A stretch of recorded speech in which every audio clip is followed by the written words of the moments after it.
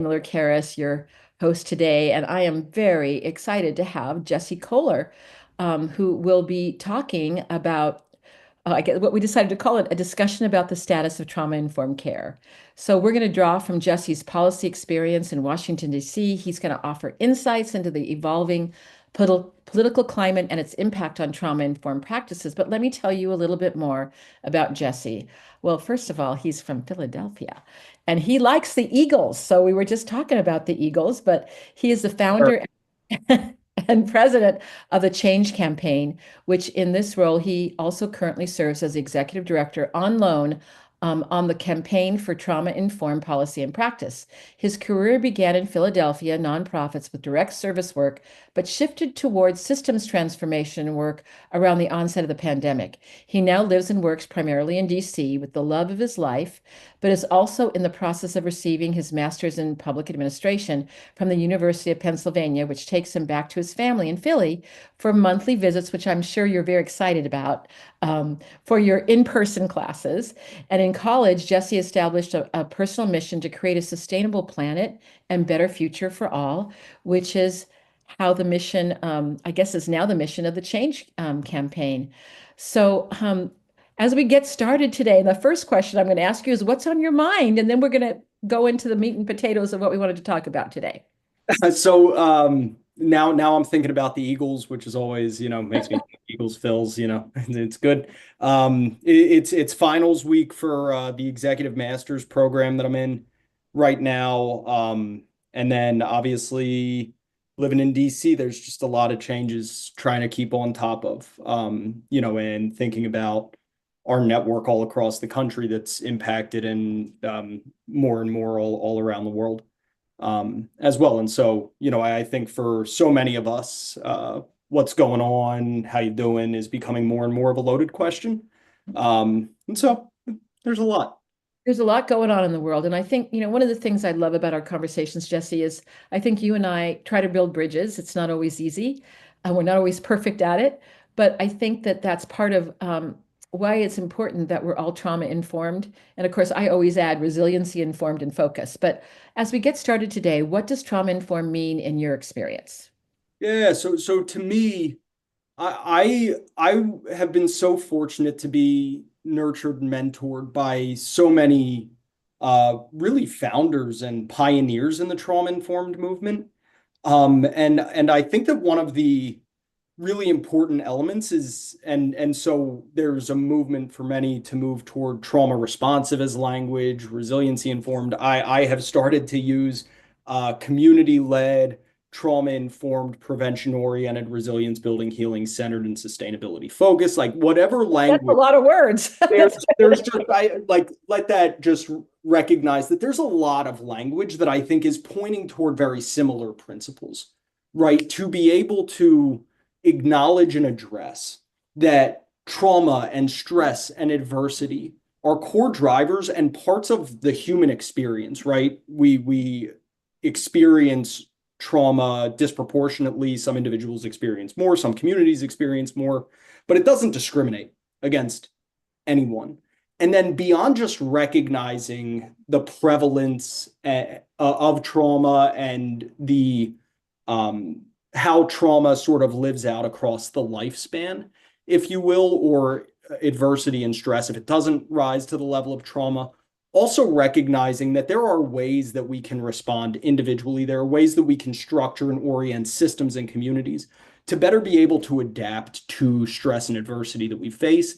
And in the work of our mutual friend, Bob Doppelt, to be able to actually use that adversity to be able to grow, that idea of transformational resilience that, Dr. Bruce Perry talks about post-traumatic growth and post-traumatic wisdom, that through the adversity and stress that we experience in the presence of healthy relationships with the right infrastructure and strategies, we can grow stronger through those experiences. And I think that for me, with the trauma-informed movement, when I came into it early in my career, it was and now it has become such a huge part of what my early career is and will always be.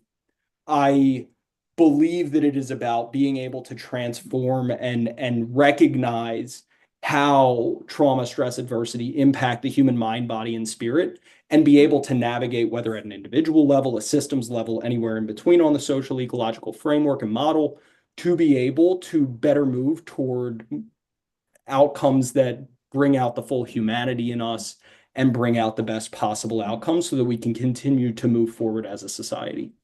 Well, and I think that in the work that we do at the Trauma Resource Institute, we call this the zone of well-being. When we can be in that zone of well-being, we have our prefrontal cortex working and operating in terms of our best self, and that we can actually then sometimes see the individuals who are on the other side of an issue with greater clarity, with greater compassion, and actually think about bridges of how we can come together. But I want to add too that when I first learned about trauma informed, I've been a therapist and a social worker for a very long time. I learned a lot about conventional thinking. Oh gosh, people are bad. We need to punish them. Let's put them in whatever thing that they need to do, whether it's school, jail. You need to go to the principal's office. And of course, a lot of society has been built on that. But then when trauma informed came into be, what I loved about it was thinking, gee, what happened to that person? What happened to them in order for them to act that way or to be in that particular state? Because I think that opened up an awareness that if we are terribly abused, let's say physically abused as a child, how does that play out in society? Not everybody that's physically abused ends up abusing others, but some do.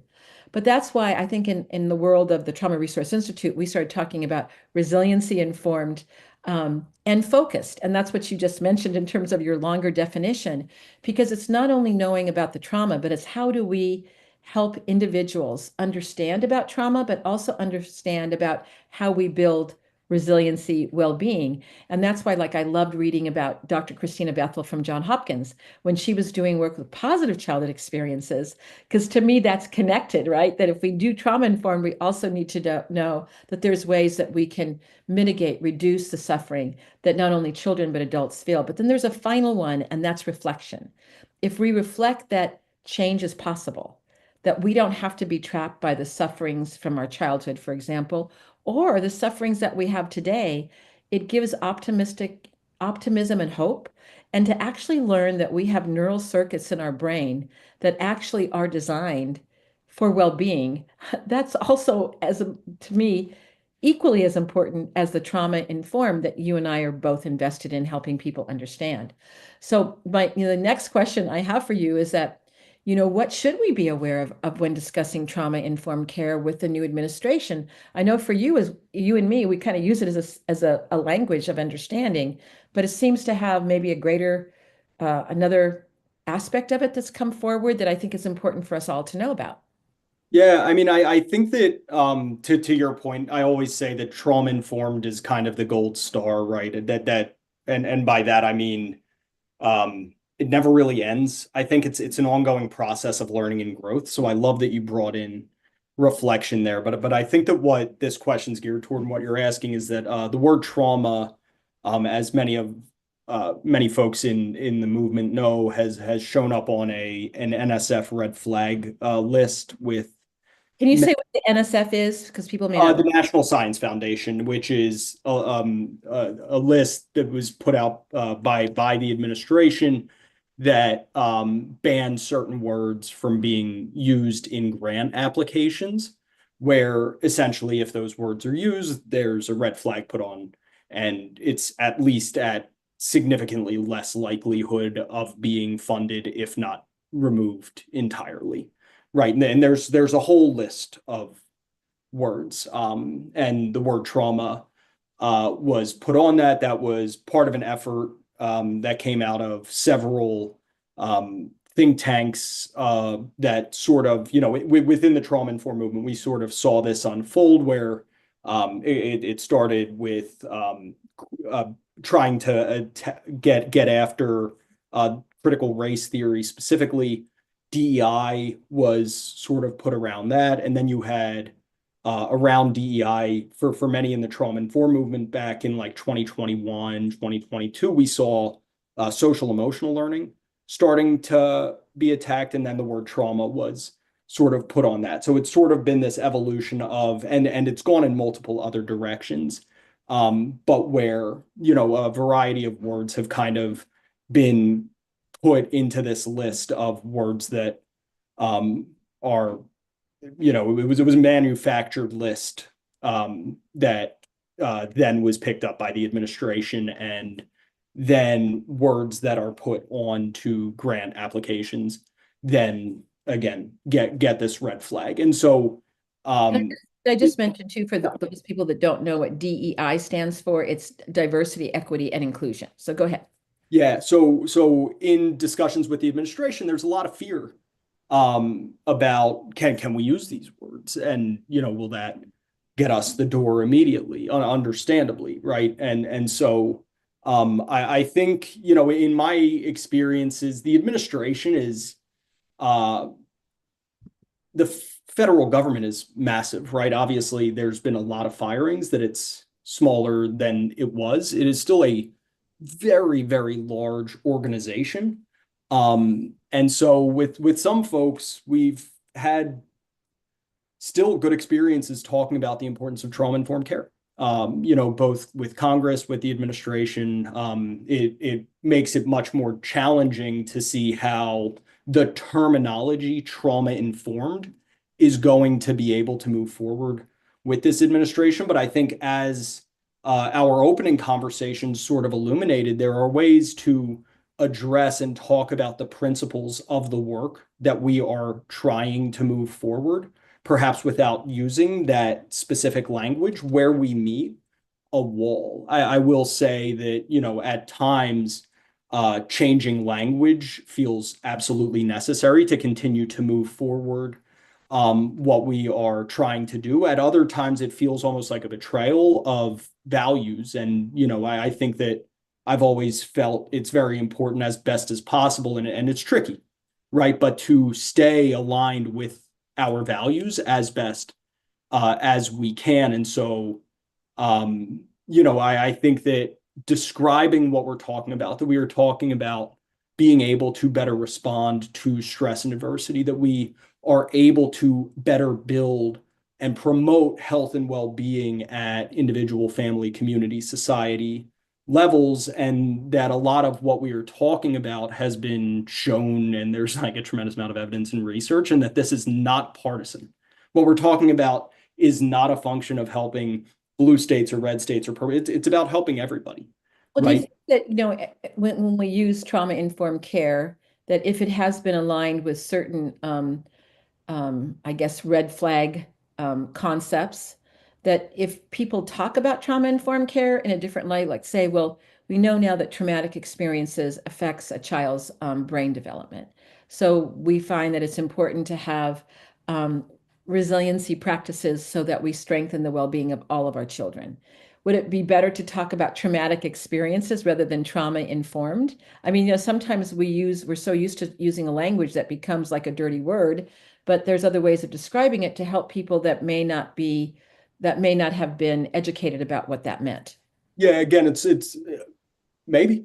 I think that could work, right? It's the word trauma, not trauma informed, that has shown up on the list, though the word trauma is certainly in trauma informed, that on a control F that would still come up. But I think that, yeah, there's a lot of ways to talk about traumatic experiences. And if that language feels like it resonates, then it's worth continuing to have these conversations and trying to uplift the myriad ways and the variety of voices that are impacted by trauma, as well as the myriad solutions that communities and organizations are moving on to better respond to trauma in its many shapes and forms. Well, because I know that, we've worked together on some projects through Bob Dalpett's organization that he formed. I'm wondering how you look at when you're talking to someone who may not be, and that could be Democrat, Republican, Independent, and they're not really familiar with what trauma-informed care means, how it can, impact your worldview, your self-reflection. How do you, I would love to know, how do you talk to folks about it? What do you say, Jesse? Because I know you're very well schooled in it, so that you get people maybe to listen to maybe another perspective. Yeah, so I mean, it depends, right? So, but one of the helpful frameworks that I have always used is story of self, story of us, story of now. as a framework that was developed by Marshall Gans, who teaches advocacy, public policy at and has just been incredibly accomplished, and it's used by many, many speakers. But as an organizing framework, to be able to sort of like decontextualize what is often kind of jargony language that we use, right? And so my story of self, like the reason that trauma-informed care is so important to me is I lost my best friend when I was growing up, right? In a sudden tragedy, there was an accident that resulted in the loss of my best friend, and it changed my entire worldview. I struggled to pay attention in school. And what helped was a coach. I mean, my family, my community, there were a billion things that helped. But I think that the biggest thing was a coach that brought me in, and I had these recurring nightmares after I have complex PTSD, and I had these recurring nightmares where I was in the plane with them and could never get it to stop crashing. And I uh, would not get a lot of sleep. I was not able to sleep through the night for a fair amount of time. And one coach who cared about me, knew that I was struggling, just gave me an opportunity to exercise with the wrestling team. I was not a wrestler, baseball player, never wrestled in my life, but he let me work out with the wrestling team before school, and I was already awake. And so I said, well, yeah, like let's do it. And what happened was that first of all, there was community around. Second of all, I started to develop in healthy processes to what you were talking about with our neural circuitry. Like I was realigning my neural circuits to be in a healthier process and practice. And through the process of getting stronger, I was so tired by the end of the day. Like two things happened that were unrelated to weightlifting itself. I was so tired by the end of the day that I couldn't help but start to sleep through the night, which had cascading benefits. Also, I was working out before school, and so I was more ready for class, and I started to perform better academically and socially, right? And all of those things started to build upon themselves and created healing processes, right? And so I use that to sort of not everybody has lost their best friend in a plane crash, right? But a lot of people have experienced loss. A lot of people have experienced overwhelming adversity, or at least know somebody who has, right? And so we tell that story without using the word trauma. We use that story and share how we healed. And then my story of us is that when I started my work teaching in the school district of Philadelphia, I worked with so many students who had experienced far more adversity than I had, with far fewer resources and supports around them to promote healing. There was one student in particular that I think about regularly. There were a lot of students, but one student lost three friends to gun violence that year, right? That I knew him, right? And so I knew what losing one friend had done to me. I couldn't fathom what it was like to have three, right? And so we expand just from our own individual story, and maybe that was not the most eloquent example, but then we expand to where it's not just about us. Again, this is part of the human condition. We've seen this in the world around us. And then as we expand from just that in the story of us, right now we can look at US outcomes, whether that be around substance misuse or health outcomes or educational outcomes, whatever it might be. And there is a root cause driver, right, of trauma that is promoting a lot of these poor public health outcomes that we can start to work better around. And that transitions into the story of now, where we are then able to paint a picture of what we can do to ameliorate whatever stress adversity that we are trying to address within, again, in the policy world, with a specific policy, with some particular intervention that we are trying to mobilize around. And it helps to humanize and contextualize what we're talking about and connect on a human level, right? We know that healing takes place in the context of healthy relationships over time. We know that change happens within relationships. And so folks getting to know us getting to know them, they will often share their story that we can then react and get to know each other more deeply and better, and then describe and discuss some sort of policy opportunity that allows for us to move forward toward a better society, which is what still I do believe, even though folks may come at things from different lenses and have different paradigms through which we operate in the world, I do think that most public servants want what is best for the world around them, right? And so I think that in that sort of paradigm, that sort of understanding, that sort of framework that we come to those meetings with and engage in connection while sharing our own story, what we're trying to talk about, it is a good way to engage in that conversation that changes perhaps the ways that folks see what we're talking about when we talk about trauma. That changes the perception of how that can affect so much in life, and also how support and resources can also promote a different sort of life course trajectory that is better. Well, I just want to say, first of all, that was a beautiful story about your friend. Can you tell us the person's name so we can honor them right now? Doug.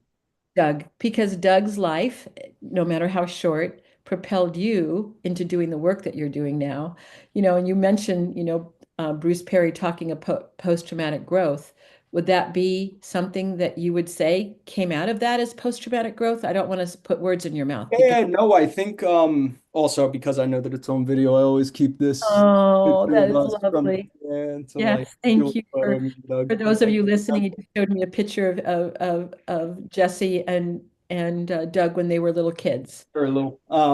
Kids. But yeah, I mean, I think, right, that understanding of how badly it hurt, how impossible it felt. I mean, there were times that it never felt like I was going to be able to move through Yeah. that experience, and to also recognize how others supported me through that process, how over time and through a lot of pain, we were able to continue moving on. And I've always kept Doug on in my heart and mind as I continue in this work and trying to provide that support for others, right? Whether it's And I think it's that, I mean, I think that your experience sharing Doug with us is very compelling.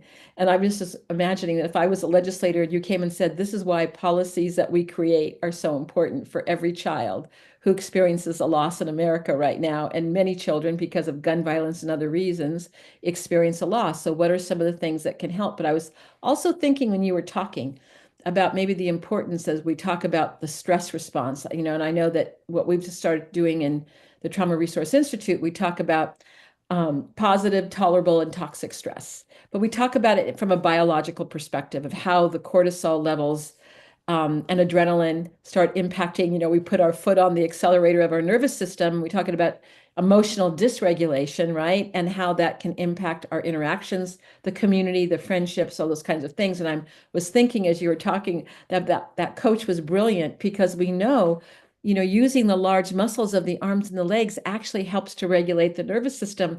And I want to bring it an example to today is that we were asked to do some support of the young people from Los Angeles County Parks and Rec Department, who what they did is they ran care camps for the kids who'd lost their homes and were affected by the fires. Right. And what do care camps do? They get kids moving in the same way that your coach got kids moving.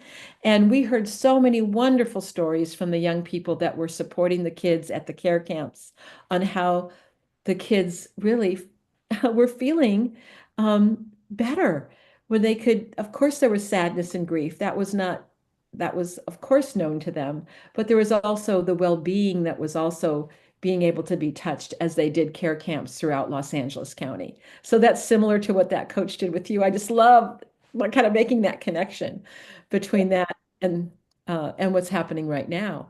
So do you think it would be helpful that when you're talking to people, to talk about the toxic stress response and how if you have the adrenaline, pumping, pumping, pumping, because most of us have experienced at some point kind of the adrenaline dump when we're all of a sudden like fatigued and we can't go any further. And we know that when we've had a lot of stress in life, that toxic stress response can take over and be the driver of our bus. So what's your thoughts about that? Yeah, I think that it's a beautiful strategy. And again, talking about the universality of toxic stress, trauma, whatever the languages that we feel comfortable using, and talking about it, it's a normal human response, is brilliant. And however we're best able to communicate that message is important. The one thing that I want to share is like there are other parts of my story that I can bring in that I do sometimes. I want to make sure to be careful. Like folks should not feel as though they need to share more about their own stories than they are comfortable sharing. And also, we know that when we are able to find parts of our stories that we are able to share and feel comfortable in doing, which we should have ownership over our own stories and what we do and don't share, that can help create those connections that lead to change. And I will say that part of trauma processing is creating a coherent narrative, right? And I have found that advocacy is a very helpful tool in me processing my own pain and being able to move it into purpose like you were talking about, right? And understanding that life is hard and painful sometimes, as well as beautiful, and that we hold that both of those truths, and that through the pain that I've experienced, I want to work to make sure that other people don't have to experience the same pain unnecessarily as I did and get the supports that have benefited me. And I think that I don't want to make it seem necessarily easy or like everybody should need to do that, because there are so many ways to support. And also for those who want to and decide to advocate, it is a beautiful way that I have found internal healing through the stress and everything that goes along with advocacy, as well as part of the healing process for what I've experienced in my own life. Well, and what came across to me when you were talking about Doug was your love for him. Yeah. And that is like, I felt that as you were talking about him, and then felt and also felt the very, immense gratitude to you that you were doing this work because of what happened to you. I mean, it's like what happened when we talk about that trauma-informed perspective, right? That we know that we have to be careful about right now. When I'd say, well, what happened to Jesse? That happened to Jesse. But then I'm saying, gosh, what are your strengths, right? That comes with that resiliency informed focus. And your obviously your strengths has been, oh, that coach reached out to you and you listened. He would have been what I in Christina Bethel's work, she talks about things that mitigate the stresses that children experience in life. And one of those are having non-related, two or more non-related adults care about you, really genuinely care about you. And when you think about that coach, you know that he genuinely cared about you. Still So does. yeah, look at that. You Still and lucky. if you could see just a big smile on Jesse's face when we talk about that, because there you have it, right? How important that is. And when we think about policy, let's say Parks and Rec, is there funding that comes, I don't know, from federal government to Parks and Rec departments? Maybe so. Those would be the kinds of things that you want policy about because they help create well-being in children, moving their bodies, being with young people and learning sports, learning how to, be on a team, that kind of collaboration. You said I wasn't on the wrestling team, but I was just curious. I have to ask a kind of a curiosity question. But did they say, what's he coming if he's not on the wrestling? Did you end up making friends with some of those kids? Well, they gave me a varsity letter my senior year because I worked out with them so much, even though I never wrestled. I just wanted to acknowledge, because the folks who wrestle, I could never do that. I don't know how that's done, but Oh, they actually gave you a varsity. Oh my God, that yeah. sweet tears to my eyes, Jesse. That is the sweetest story. So there you go. Again, if you can see Jesse, he has a big smile on his face right now. Well, let me ask you, I'm going to kind of want to do a deeper dive into a more difficult question, but I realize that we're going to need to take a little break right now. So when we come back, we're going to continue our conversation. I want to talk a little bit more about those red flag words and some ways that we can maybe help our listeners, maybe recraft things or do things in a way that may help them to continue to do the work that's so important to them. So we'll be back in just a minute or so as we hear from our sponsor, the Trauma Resource Institute.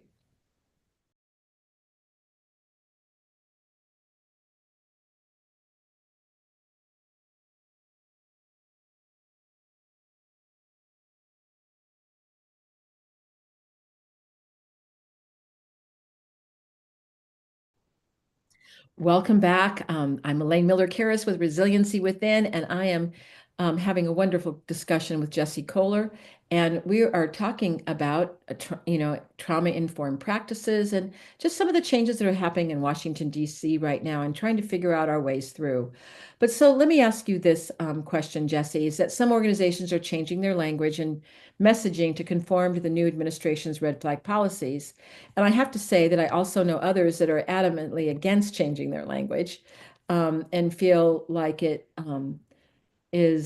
does something in terms of what you said in the beginning, kind of their moral compass, and why they don't want to change. And there's repercussions to that, as we know. So, what's your recommendation? What do we do? I don't know that there's a one size fits all approach. I think that grappling with the repercussions of both sides, right? Of changing language, not changing language is an important process. And I think that we can recognize that different organizations can come to different conclusions. And it's also dependent, right? If an organization is largely dependent on federal funding or state funding that states have to or local governments, if it's federal pass-through funding from other sources, if they don't change their language, they could very well go out of business, right? And so, whereas if you're funded by completely private foundations, uh, you don't have to abide by the same sort of understanding, right? I think that it's a process that the organizations that I've been involved with have continued to have, and we have remained committed to the language that we've used. We also have we don't have any federal grants that would be upended, and we try to be mindful in how we discuss what we're talking about, but have said the entire time since CTIP was founded in 2015, since the other organizations that I'm engaged in, that our work's nonpartisan, and we still believe that, right? We believe that there's an attempt to polarize right now. Would be insane to not acknowledge that, but we believe at its essence that, again, this trauma doesn't discriminate against anyone, and that everyone deserves support.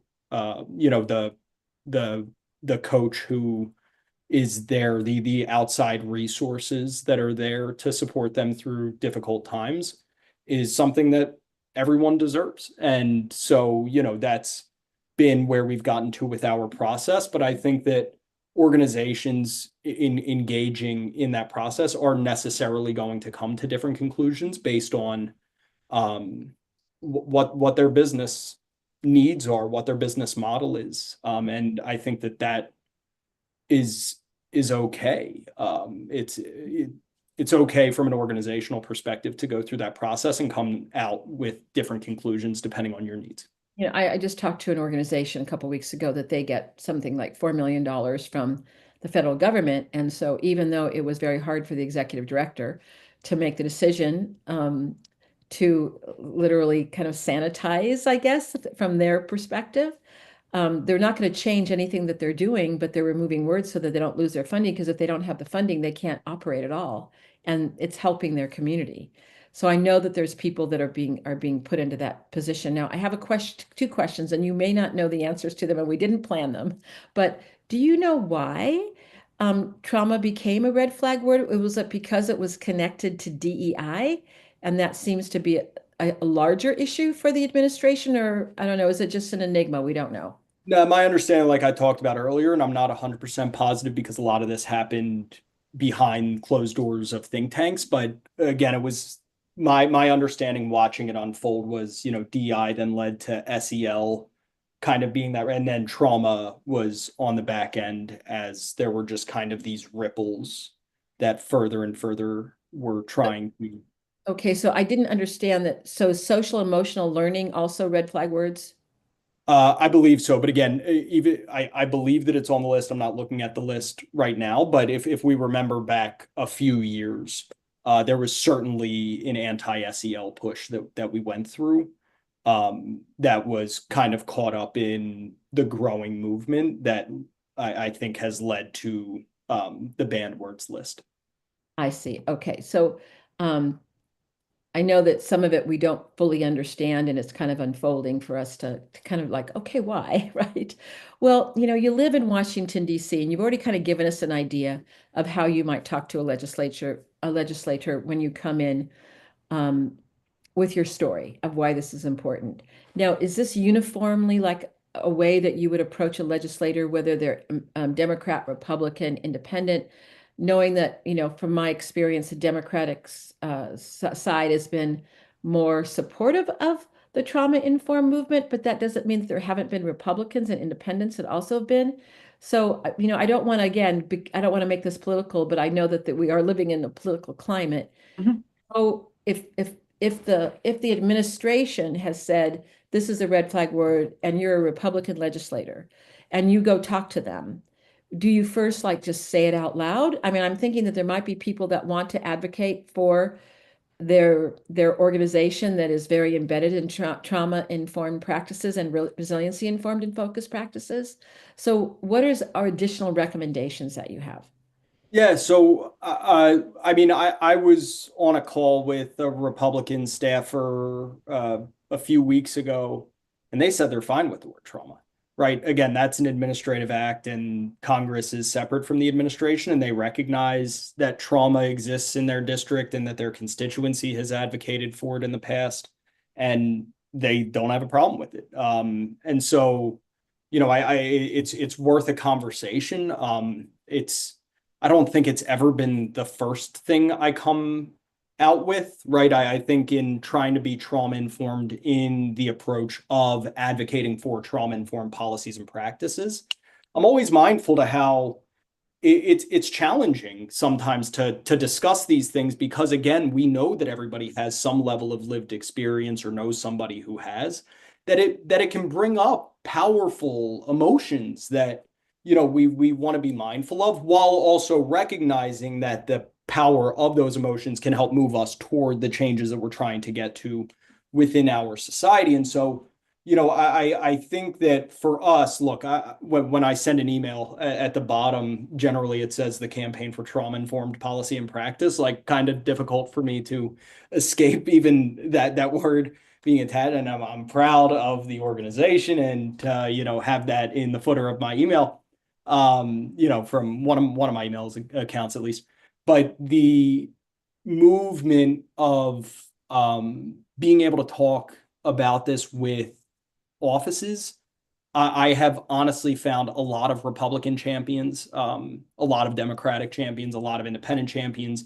If you look, the Institute for Trauma and Trauma Informed Care, IDIC, Whitney Maris, who is a former colleague of mine and has been doing a report for close to a decade now, looking at the growth of trauma informed policies.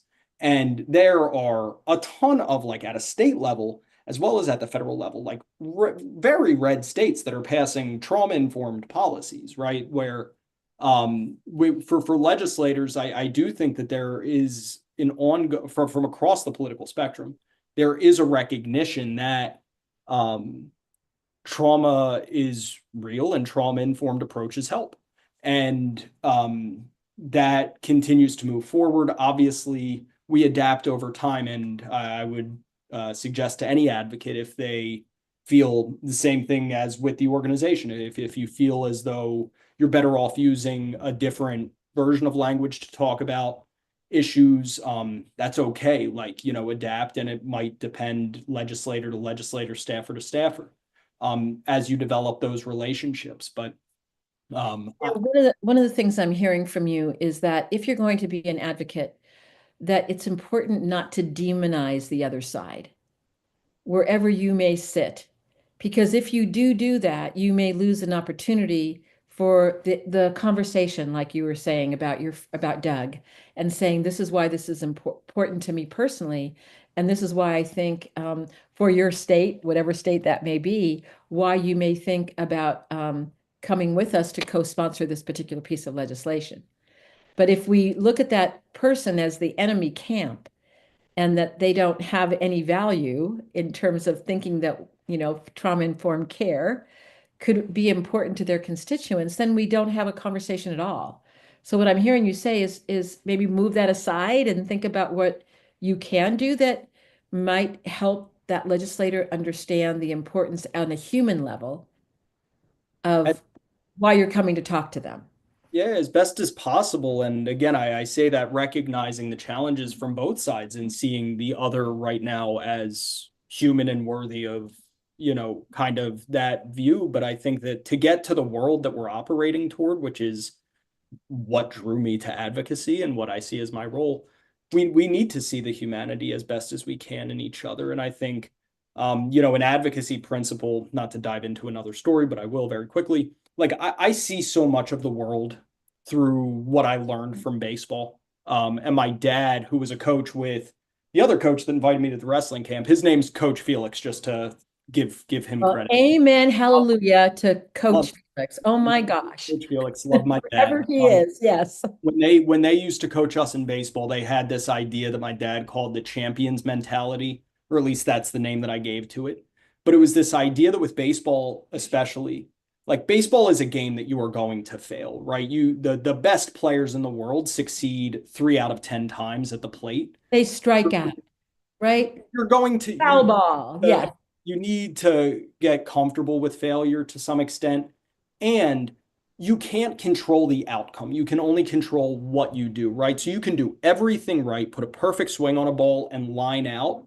You can do a lot of things wrong and still get a hit, right? And so what they really coached us in the process of is that what we need to own what we can control. Sprinting on and off the field, we can make sure that we're making the right decisions and thinking ahead and not making mental errors during the game, that that we are picking each other up and like those sorts of things that we can control more than like throw this fastball right in this spot. Like that's very challenging to do.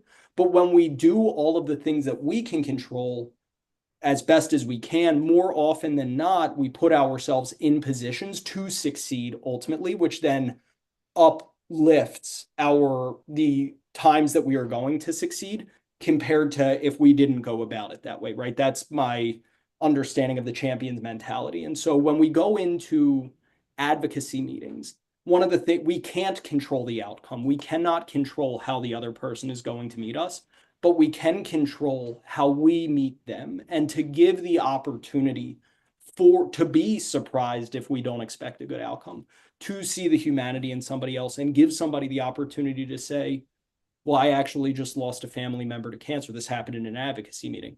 And it's really affecting my family. And I see what it is that you're talking about. To give that opportunity, to give it a chance to succeed, I think is incredibly important. Again, I say that recognizing that it's challenging sometimes. And also we in the bigger picture of what it is that we're pushing toward, to the extent that we can, I think it's really important and is going to continue to be important as we work to bridge divides, as we work to, again, meet everybody's humanity to work toward a better world. Well, and I want to just say one thing as someone who's worked in the field of traumatic experiences for over probably close to 30 years, is that I've also learned that when we share a very powerful story that touched us deeply, sometimes it helps us to say components of the post-traumatic growth parts of the story first. For example, I could share that I grew up in a household where my father was an alcoholic, and I loved my father very much. And part of the reasons why I'm here today with you today, Jesse, is because of that. And also probably because my mother had some mental health challenges. But I also can say that my dad got into recovery and that I saw where family coming towards him helped him to make that step. And that as difficult as my mom could be, there was also a lot of love that came in the family that we were able to do this. But I want to tell you a little bit more about some of the traumas that I experienced or that were difficult for me that I think why this program may be helpful for the children of California. You see what I'm saying? I would talk about that, but I would talk about, yes, there was growth as a result of it. So sometimes if you can do that in the beginning and then go to the nuts and bolts of whatever that might be, it's easier for us to tell the story, to hold the story. and that our prefrontal cortex is still available to say all the components of it and in a way that tells the story we want to say. So I found that sometimes, oh, tell me the moment that you knew you were going to survive. I've asked that many times. Tell me the moment that you knew you got away. Who helped you the most? You know, when you were going through that difficult experience, if I asked you that, I think you might say Coach Felix might be one of the people that helped you the most. I imagine there were others. Yeah, the other thing that I always share is, I'm rooted in love and was so fortunate to have a family that loved and supported me throughout, right? And but yeah, I mean, I am so lucky. Christy Bethel's research found that two adults that really care and are invested in you make a huge difference. I am so fortunate to have many, many more than two, and Coach Felix is certainly a huge one of them. And so when you just even bring that to the present moment and remember him, does that something happen to you on the inside? Because we talked about emotional regulation, how important that is. Because I Yeah, can see a smile on your face for those of you that are listening, but what happens to you when you think about Coach Felix? I mean, I think it's amazing to know that you're loved and to know that you matter, right? And I think that in my advocacy and what I try to communicate as best as I can, and I continue to try to grow stronger because there's always room for growth, again, going back to that reflection piece of all of this, is that that's something that every single child, adult, just human, all living creatures deserve and need, and is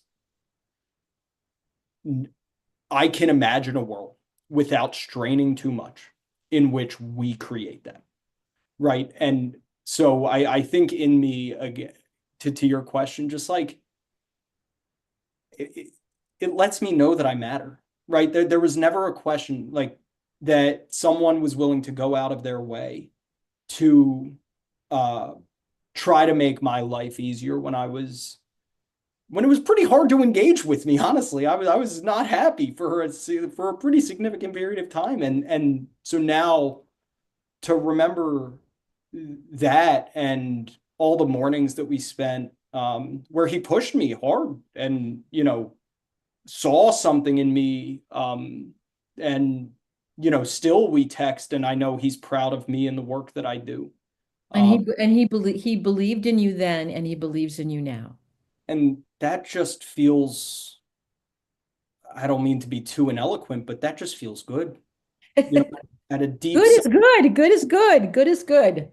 So, because I'm always, I'm that sensory person. Where do you notice that in your body? I can see it in your face. Do you notice it anywhere else?